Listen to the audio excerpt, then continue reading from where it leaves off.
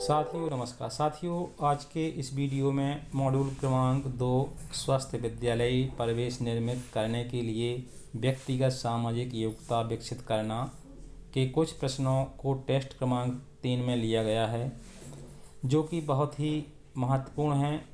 इन प्रश्नों को आप अपनी डायरी में ज़रूर नोट करते जाएं, क्योंकि ये प्रश्नोत्तरी अंतिम टेस्ट के लिए बहुत ही उपयोगी होगी। साथियों, मैंने पिछले वीडियो में टेस्ट क्रमांक 1 और टेस्ट क्रमांक 2 के बारे में जानकारी दी थी। यदि आप चाहें तो ऊपर आई बटन पर क्लिक करके उस जानकारी को देख सकते हैं। साथियों, इस टेस्ट में कुल 12 प्रश्न दिए गए हैं और सभी प्रश्नों के 4-4 विकल्प दिए गए हैं। सबसे पहले मैं सभी प्रश्नों को पढ़ूंगा और आपको 4 विकल्पों में से सही उत्तर का चयन करते जाना है। प्रश्नोत्तरी के अंत में आंसर शीट दी गई है। अपने विकल्पों का मिलान अंत में आंसर शीट से कर सकते हैं और अपना मूल्यांकन कर सकते हैं। साथियों, आप देख रहे हैं यहाँ लिखा है निष्ठा प्रशिक्षण टेस्ट क्रमांक 3 मॉड्यूल क्रमांक 2 स्वस्थ विद्यालय परिवेश निर्मित करने के लिए व्यक्तिगत सामाजिक योग्यता का विकास करना। नोट में दिया गया है, इस प्रश्नावली में क्रमांक 1 से 12 तक कुल 12 प्रश्न हैं।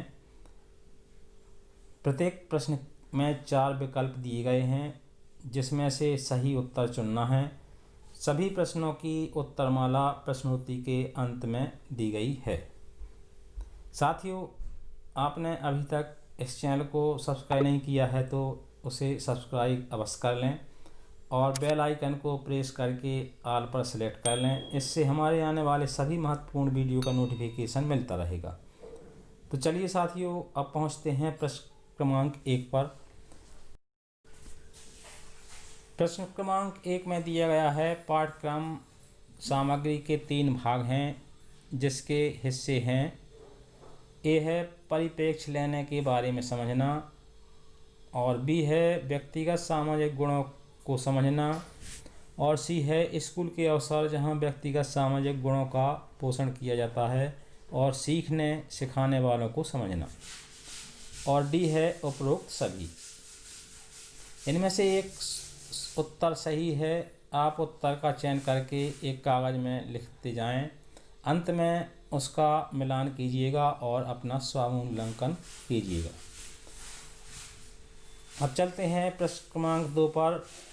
प्रश्न क्रमांक 2 में दिया गया है, व्यक्तिगत तथा संबंधों प्रभावी ढंग से संवाद करने के कौशलों को विकसित करते हैं।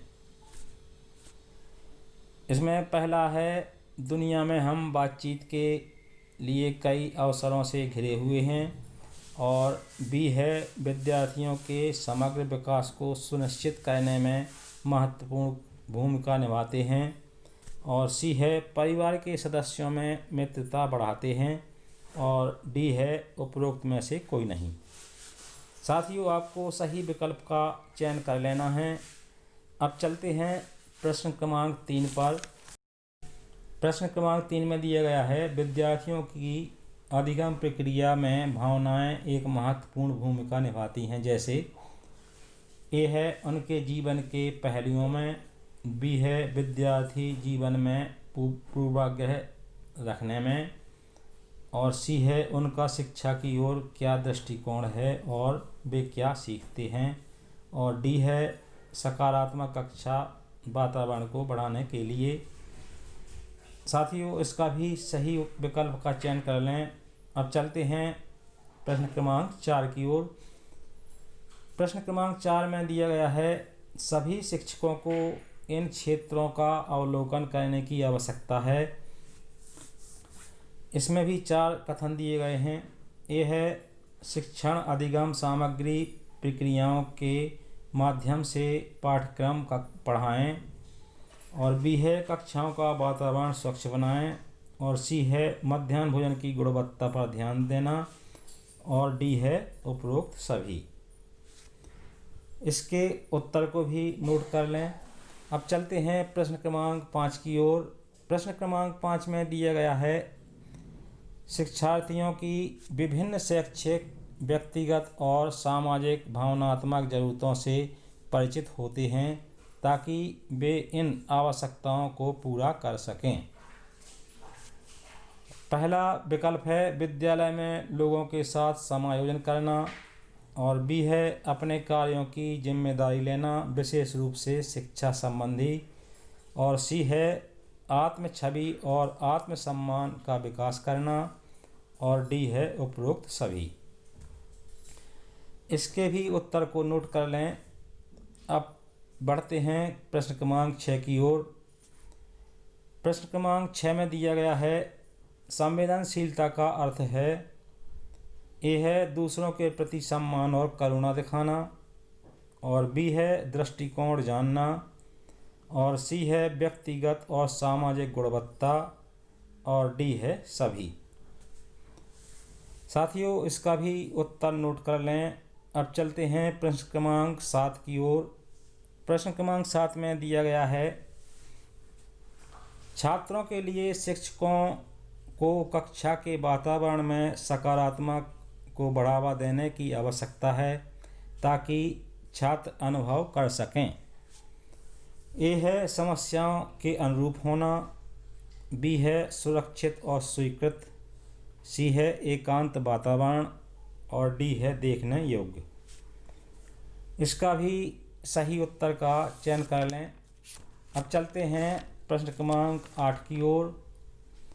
प्रश्न क्रमांक 8 में दिया गया है, प्रभावी संप्रेषण कौशल की अच्छी समझ रखने वाले शिक्षक विद्यार्थियों, अभिभावकों और स्कूल प्रशासकों के साथ तैयार होते हैं। पहला विकल्प है संप्रेषण कौशल का निरीक्षण करने के लिए, और इसका दूसरा विकल्प है अच्छे संप्रेषण का बड़ा हिस्सा जानने के लिए, और तीसरा है विद्यार्थियों को पढ़ाने और मार्गदर्शन करने के लिए बेहतर तरीके से, और डी है उपरोक्त में से कोई नहीं। इन 4 विकल्पों से अपना उत्तर चुन लें। अब देखते हैं प्रश्न क्रमांक 9 को। प्रश्न क्रमांक 9 में है, आमतौर पर लोग अपनी दैनिक जीवन में 5 प्रकार की प्रतिक्रियाओं का उपयोग करते हैं, उसे पहचाना जाता है। इसके भी 4 विकल्प दिए गए हैं। ए है EISPU से, दूसरा है SEUPI से, और तीसरा है EIPSU से, और डी है सभी। चारों विकल्पों में से सही उत्तर का चयन कर लें। अब चलते हैं प्रश्न क्रमांक 10 की ओर। प्रश्न क्रमांक 10 में दिया गया है, गैर मौखिक संचार हमारे जीवन में एक महत्वपूर्ण भूमिका निभाते हैं क्योंकि यह हमें भावना की पहचान कराता है। बी है, यह रोज़मर्रा की ज़िंदगी में सार्थक बातचीत करने के लिए जुड़ने और संबंध स्थापित करने की क्षमता में सुधार कर सकता है, और सी है, हमें दोस्तों के साथ मजबूत संबंध विकसित करने में मदद करता है, और डी है उपरोक्त सभी। साथियों, प्रश्न क्रमांक 10 से भी सही उत्तर का चयन कर लें। अब चलते हैं प्रश्न क्रमांक 11 की ओर। प्रश्न क्रमांक 11 में दिया गया है, छात्रों के बीच विश्वास जागृत करने का तरीका है। ए है, कक्षा में प्रवेश करते समय उनका अभिवादन मुस्कुराहट के साथ किया जाए, और बी है, छात्रों को उनके नाम से पुकारा जाए, और सी है ऊपर के दोनों, और डी है छात्रों को प्रत्येक दिन गृह कार्य दिया जाए। इसमें से भी सही उत्तर का चयन कर लीजिएगा। अब बढ़ते हैं 12वें और अंतिम प्रश्न की ओर। 12वें प्रश्न में दिया गया है, परानुभूति का कौशल है, जैसे कि जब हम व्यक्ति के साथ पूर्ण रूप से होंगे, अर्थात शारीरिक और मनोवैज्ञानिक दोनों रूपों से, और बी है अनुभव के साथ तालमेल रखने की कोशिश करने और समान रूप से प्रतिक्रिया देने से। और सी है दूसरे व्यक्ति की भावनाओं को उसके दृष्टिकोण समझने की क्षमता नहीं रखने से। और डी है सभी। तो चलिए साथियों, आंसर शीट देख लेते हैं। अब इसका स्क्रीनशॉट अवश्य ले लें और अपने उत्तरों का मिलान कर लीजिएगा। पहले का उत्तर है डी और दूसरे का सही उत्तर है बी। तीसरे का सही उत्तर है सी और चौथे प्रश्न का सही उत्तर है ए। और पाँचवें का है डी, छठवें का है ए और सातवें प्रश्न का सही उत्तर है बी और आठवें का सी, नौवें का है ए और 10वें का है डी, 11वें का है सी और 12वें का उत्तर सही है ए। तो साथियों, इस तरह मैंने आपको आंसर शीट बता दी है। साथियों, आज के वीडियो में हमने मॉड्यूल क्रमांक 2 की प्रश्नोत्तरी के बारे में जाना।